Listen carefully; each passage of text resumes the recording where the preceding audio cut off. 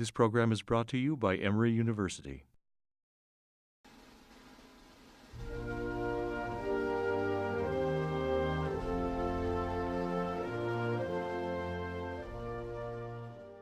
King George, well, first of all, his he had very harsh treatment as a child. Of course, you've all seen the King's Speech, where the King stutters. What isn't emphasized so much in the film, but certainly is in other things, is the King was a left-hander made to be a right-hander. And the way they got him to be a right-hander was they tied his hand behind his back. They did all kinds of things that they did regularly. This has been going on in the West in the 19th and 20th century.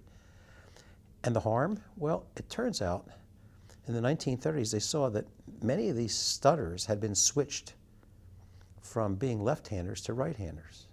So at the University of Iowa Speech Clinic, these educational psychologists and psychiatrists said, well, what would happen if we switched these people back to their left hand?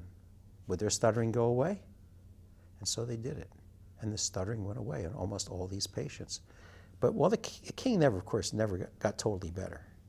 But he got somewhat better.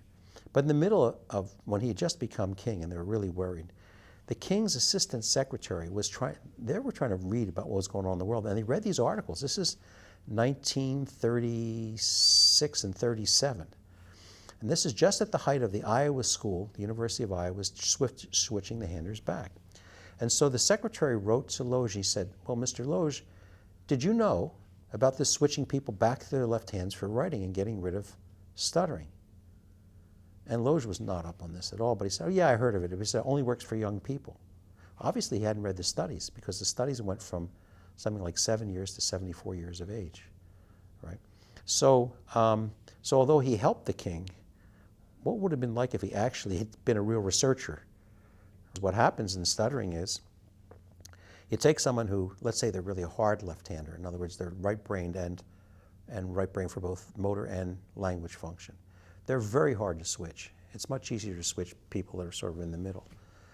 And so once they are switched, what you're doing is you're taking their motor function in one side, but their language function is still in the other side. And that's why they stutter.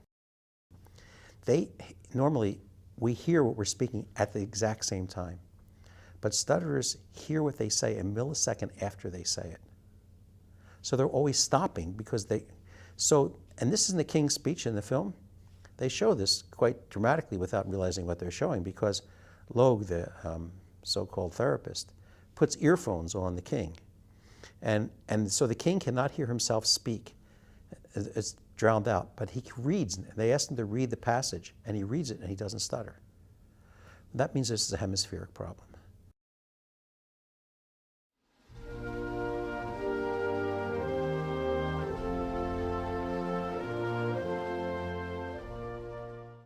The preceding program is copyrighted by Emory University.